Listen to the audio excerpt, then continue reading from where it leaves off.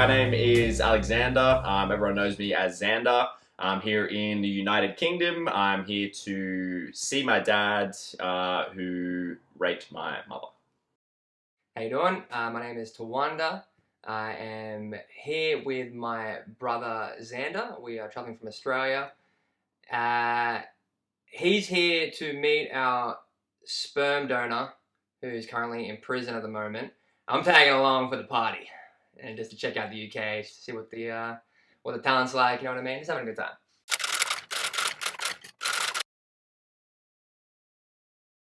So the reason that I am here is it's a little strange to hear, I suppose, but there was a gentleman that a really well-respected gentleman within the community back home.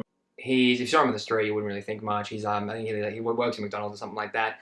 But if you know him and you know our community, he's like he's a big happy guy in the community. Everyone respects him. Everyone loves this dude. He ran the local McDonald's, funnily enough, but every time I went in there, I didn't really know him personally, just sort of knew of him. It's not a very big town. I often found him to seem quite emotional. Every time he saw Xander, he acted weird or something. I don't know. He just got weird, kind of choked up, something like that. And that was going on for a while. I didn't really think too much of it originally. I just thought maybe, there's a lot of pressure with things. Maybe I reminded him of something. I wasn't really too sure until one day he actually approached me, and he kind of turned everything on its head, if I'm being completely honest. He approached Xandy and was like, yo, bit of big news. I'm actually your uncle, your biological uncle. And your old man is in some prison in the UK or something like that. And that's a lot to hear. That's a lot to, and then, so he came and told me that, and I was like, what? No. And he was like, yeah, legit. I said, what else can he tell you? And he said, nothing, just basically, if you want to know anything else, go and ask your mum.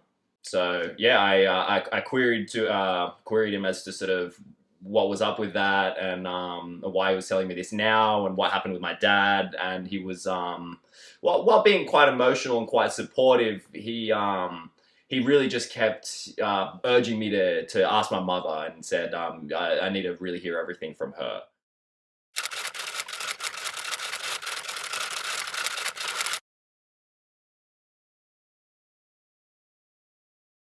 So what I found out from my mother when I approached her after speaking with my uncle was that I was actually conceived via rape. It was very difficult to hear my mum explain that to me. It was really, really hard to hear, as it was very, very, very hard for her to say. The whole thing took a really long time. It wasn't easy for anyone. She really opened up though. I was actually quite interested in the way that she spoke about herself, and the way that her image was conceived back then. She explained to me that she was a little bit troubled back then, and used to sort of bend the truth a lot. And so when the incident actually occurred, she was called a liar, and just generally not believed. People said that she was just saying those things for attention, which, I mean, hearing those things obviously really hurt me, just hearing them, let alone hearing them from my own mother. Her best friend at the time was obviously the first person that she went to.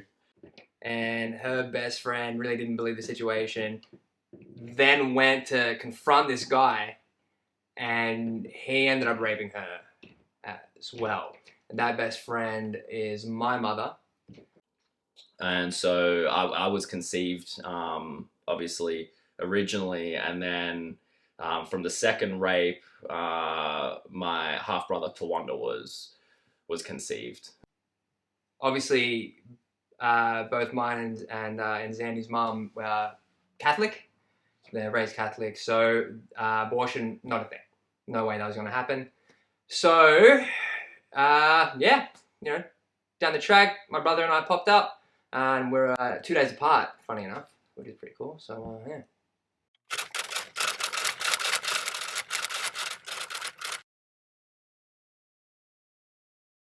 Yeah, so obviously there aren't that many Australian kids named Tawanda. It's actually a Zimbabwean name. The reason my mum called me Tawanda was during the pregnancy when she ended up going to the hospital and through the labour, the midwife at the time, she ended up staying by my mum's side like the whole time. I'm pretty sure she was only meant to be there for like 4 hours, and she ended up staying through the whole labour.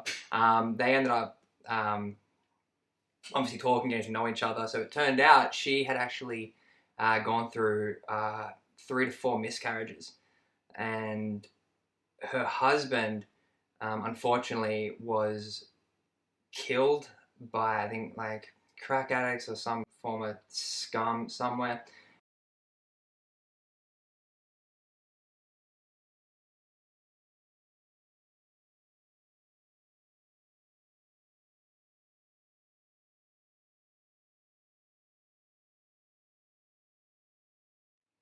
So they wanted to name their first child Tawanda, and Tawanda was the name of the man who actually adopted the husband of the midwife to my mum.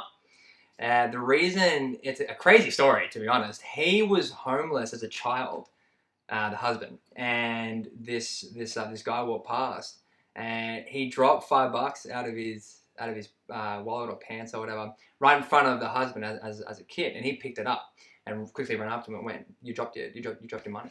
And he turned around and saw a homeless child who, like, you would think would just take that money and do like anything with that. And seeing like what an amazing young boy he was to hand that money back.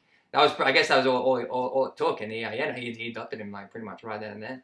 And as I said, his name was Tawanda, so that's where Tawanda comes from.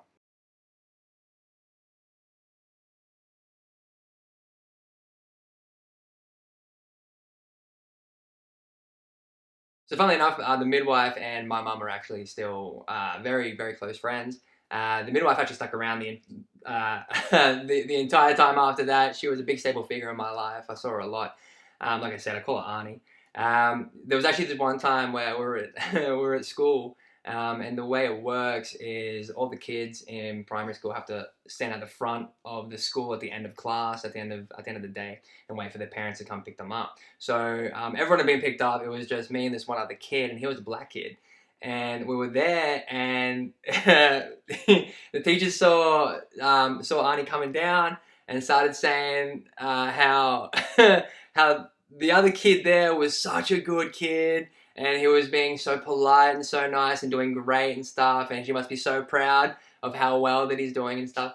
And Arnie looked at her and said, "Yeah, oh, of course, I'm sure his mother will be very proud of that. I'm here to pick up this little shit," and grab me by the ear and pull me away. The look on the teacher's face, priceless. Honestly, priceless. So good.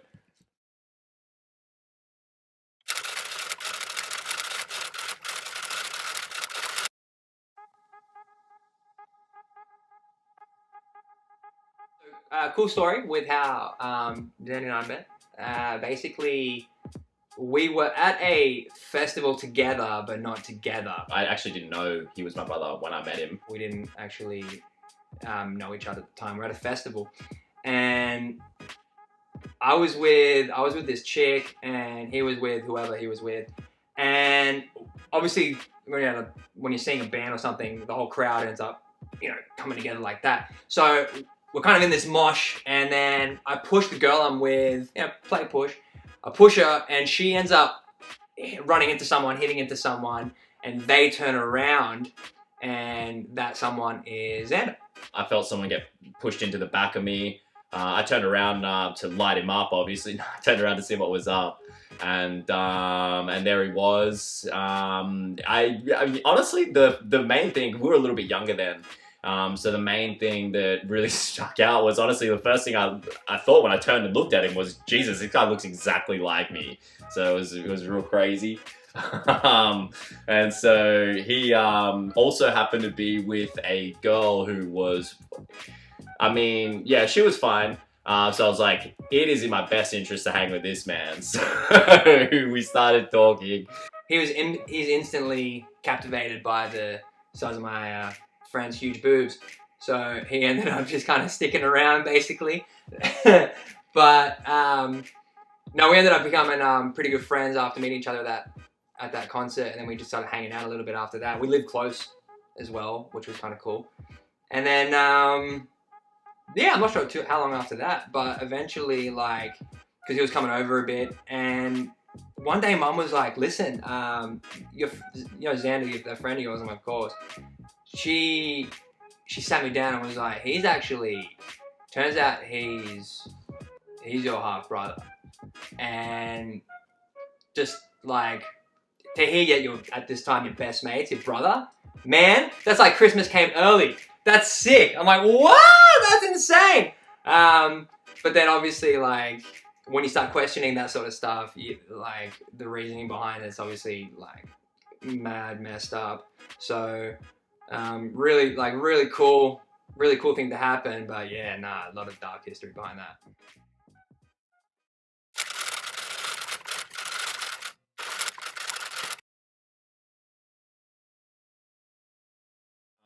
So yeah, I mean, obviously, I found out everything from my mom. It was, um, it was a pretty quiet and awkward couple months after that. To be completely honest, it felt like everything kind of stood still for a little while, and I guess everyone was kind of just trying to catch their breath as best they could after something like that. One person that I did build quite a relationship with afterwards was with my uncle, my newly found uncle.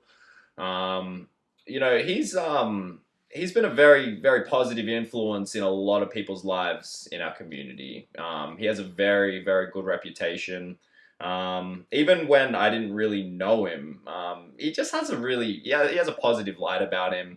Um, One thing he told me, it's a little hard. He was explaining to me. Well, I mean, I was curious about my dad. I wanted to know more about him. More, I just wanted to know more. Really, is the best way to explain it. I mean, I don't even really know myself. But so I was asking him a few things about him, and I was really interested by the response. He said that my father has actually been in jail for a little while over here in the UK.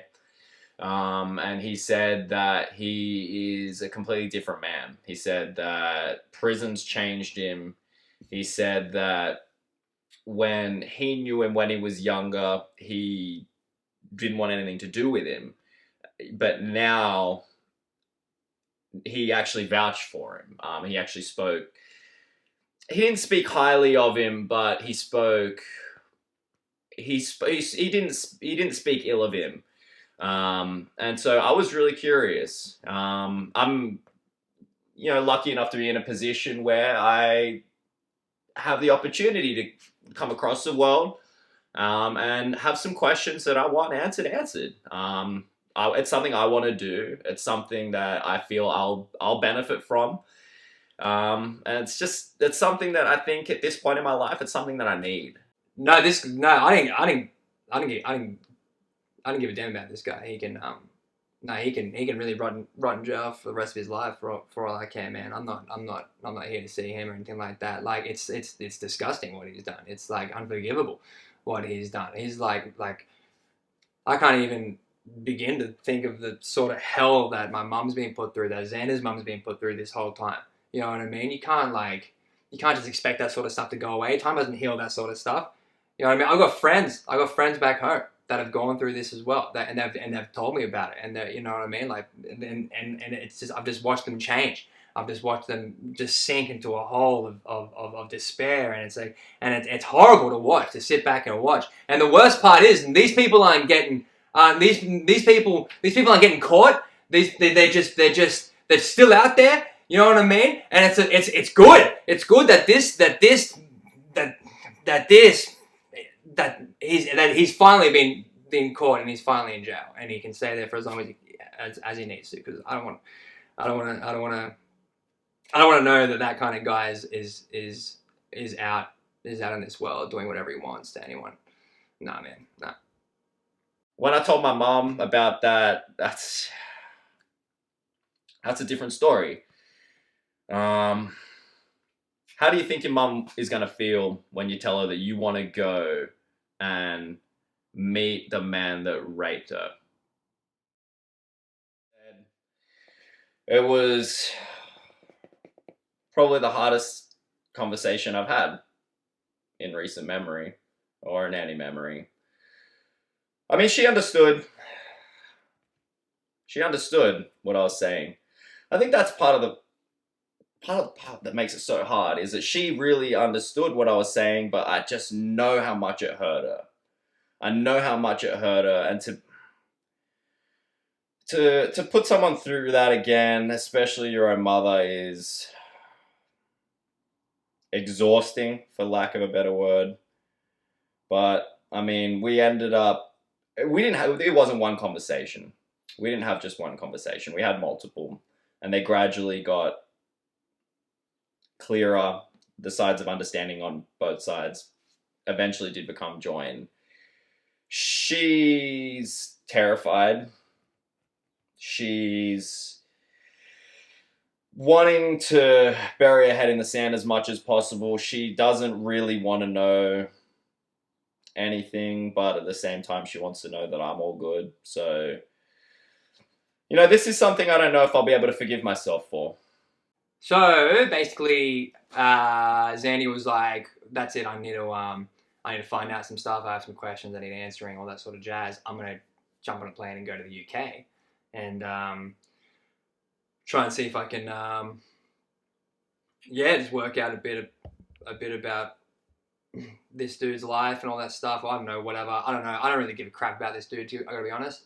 So I'm like, well, I'm not gonna let you go and have all the fun by yourself in a whole other country. So I'll tag along, make sure you're all good, keep my bros back.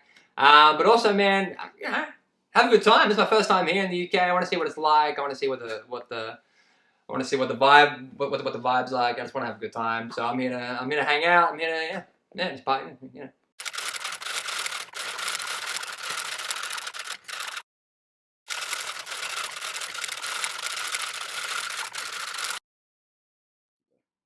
So when I first got to the prison, it was pretty intense. It was, I mean, I'd never been to a prison before.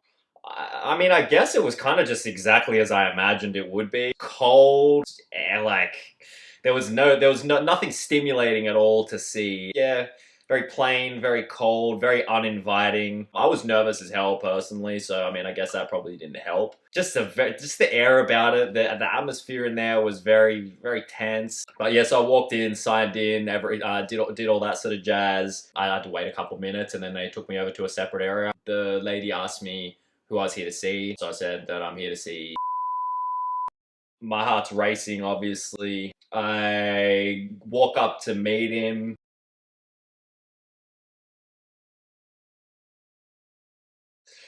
This is gonna sound funny, but the first thing I thought when I saw him was, genetics ain't bad, you know. That's he had a full head of hair at his age. I mean, I ain't mad at that, you know. He looked okay. He looked decent. He didn't look as scary as I guess I imagined that he would.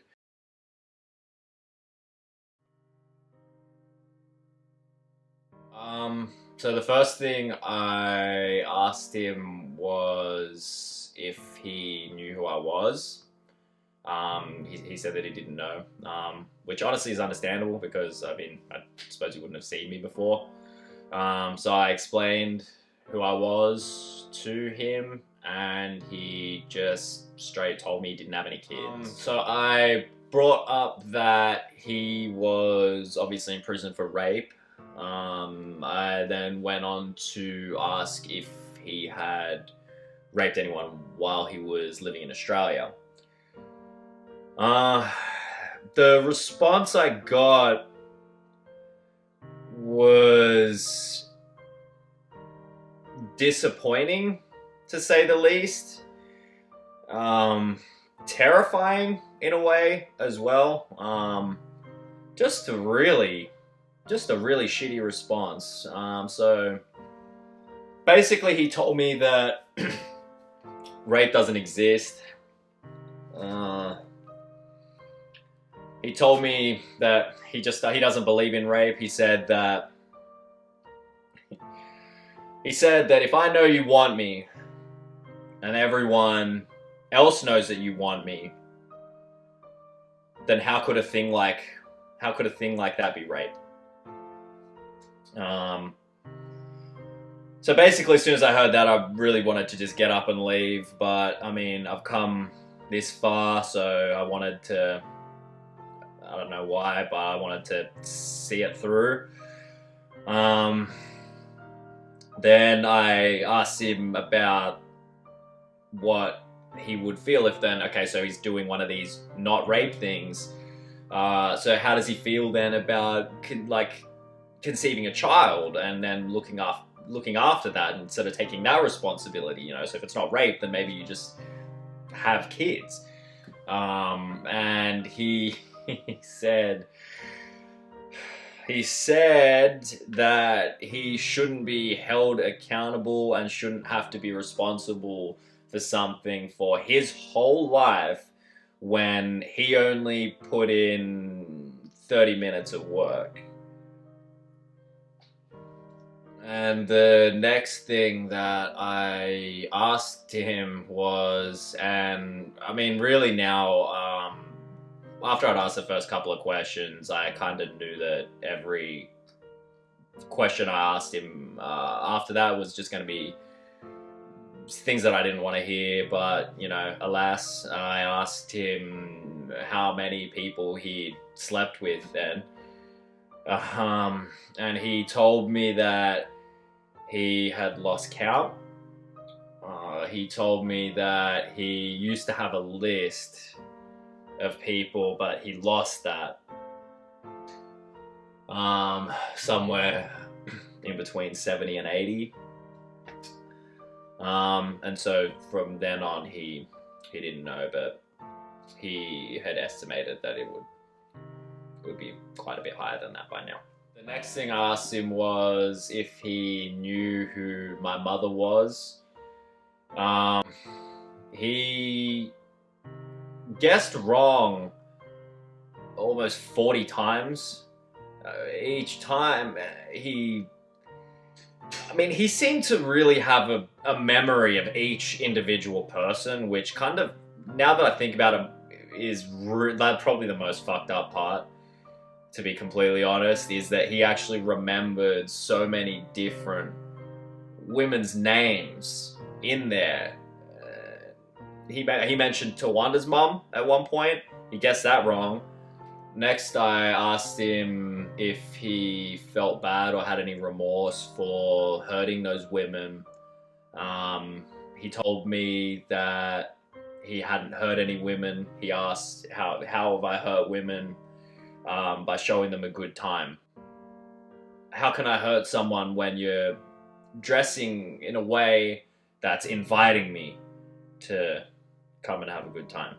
So the next thing I asked him was, how do you feel about young women and, well, women and young women who are scarred because of things that are done to them by people like you? He, again, just stuck to the whole, I haven't done anything. People like me. He just dismissed the whole thing, took no ownership of anything or to anything that he'd done. Literally showed no remorse. Well, because how could he show remorse for something that he didn't think was wrong? So at that point, I pretty much, well, I mean, I knew it pretty much from the first question that I asked, but at that point, I really had my fill. Tensions were getting pretty high. It was funny. I tried to keep a pretty relaxed and calm sort of demeanor through the whole thing. But I think towards the end, I was getting quite irritably frustrated at the things that he was saying. And the way that he responded to that was really, honestly, really smug. Like, he was actually feeding off of my frustration to the things that he was saying. It was actually giving him pleasure to see me squirm for the things that he's done. And I think that he knows what he did. So as I'm getting up to leave and close the door on that chapter, he stops me, and with his sincerest attempt at an apology, he explains that he's just been really stressed at the moment, and he's got a bunch of debts. He's got a bunch of debts in prison that he needs help with, and he wants to know what I do for a living and how much money I earn. So obviously I turned, looked at him one last time, and kept on walking.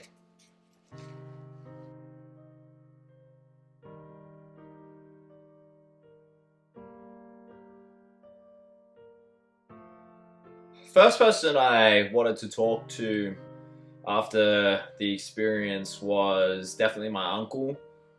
I called him up. I kind of just laid it all out. It wasn't, again, an easy conversation to have. He was very, very disappointed. He was shocked, actually. He really thought that I was doing... He was actually the one person that really thought that I was doing the right thing. By coming over here and doing this. He was the one that really pushed me to do it. But afterwards, honestly, I mean, I think he almost, in some ways, he sounded like he took it worse than I did. I knew that he'd send him a little bit of money here and there for whatever reasons that they'd discussed. But when my uncle found out that he'd asked me for money while he was there, he lost it, man. You know, he put his reputation out on the line for that man, and he spat right back in his face. I mean, that's the reason why he even moved away originally. My uncle's originally from here. He moved away to get away from that side of the family. And then to try and come back on and try and work things out and have it end like that, that's... Yeah. I told him, what do you think he's going to be like? Are you serious? What does he... Look what he's done to us. Look what he's done to our family. What do you think he's going to act like? Who do you think the kind of person he is? Are you serious? And now he's back. And he's all sad that this guy is the piece of shit we knew he was. You know what I mean? And if anything, he told me what he said. I've got way less respect for him now. Are you serious? Did you hear what was coming out of his mouth? Nah. I told him. Nah. Scum. Complete scum. I learned that people lie, man. I learned that people lie, and people lie well. I learned that people really have a profound effect on other people.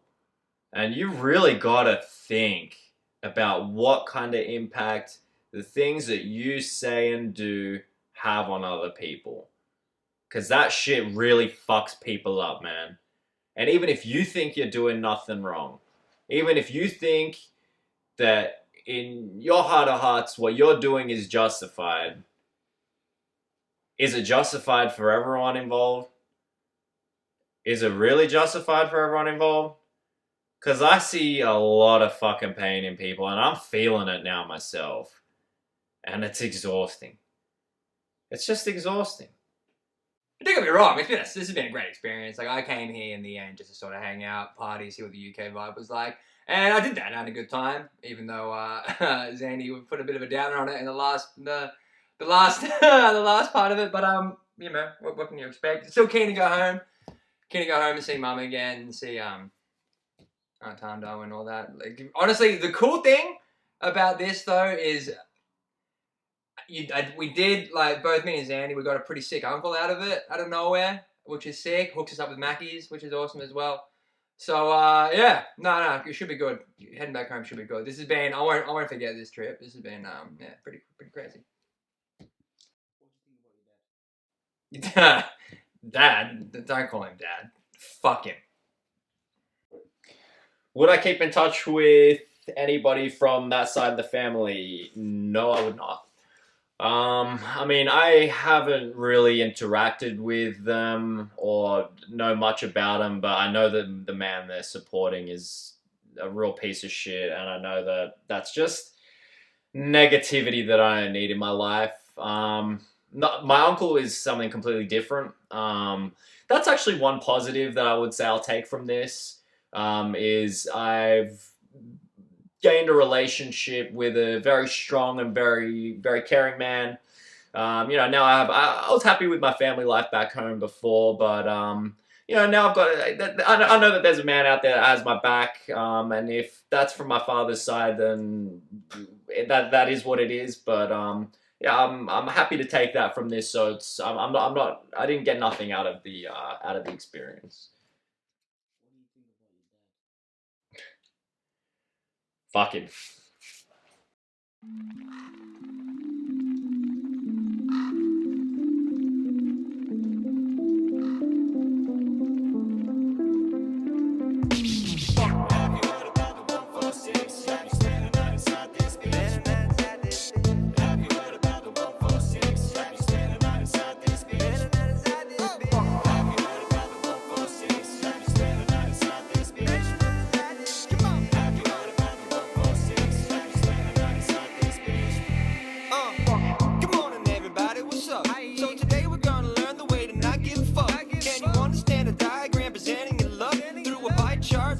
Start. Here's a good part. This is the example. Can you handle what you see? I'm a B, tagging north before I spray a C. To the AMP, don't be an enemy, cause the flats you find are the best meat free. Yo, chain big like your girl's ass, making tracks. Have him yelling ox pass nearly every week for me. No tax, needs back, relax, cash tag, living like a game and it's stats max, boating racks. See, I'm all about it when I see a head split. Fucking snitch, pistol whip, now I got a fat lip. Try to roll a fat split, petrol sniff, have a whip. See a clip, then you'll see me flying off like I'm Zip. Have you heard about the 146? Have you spent a night inside this bitch? Where the kids are skins, leave you at with an empty wrist. It don't matter cause I do it again. Have you heard about the 146? Better figure how to run your tricks. They don't make it quick, leave you butted with a broken wrist. It don't matter cause I do it again. The road is full of me, the rice is better go and try and eat me. I'll be your days more than me, come and blame me. A game of tennis to pull, I'll be a menace to you. Faces full of tattoos, can you get that motherfucker like a sandwich? Maybe spare some bandwidth, I don't think I'll vomit if you catch me after all you can eat. But I'ma keep it discreet, cause now I'm beating my meat below the toilet seat. Gold walk, cash stop, smoking weed, made his part. Rub and tug, 48, sucky, chop, chop. Army barracks, air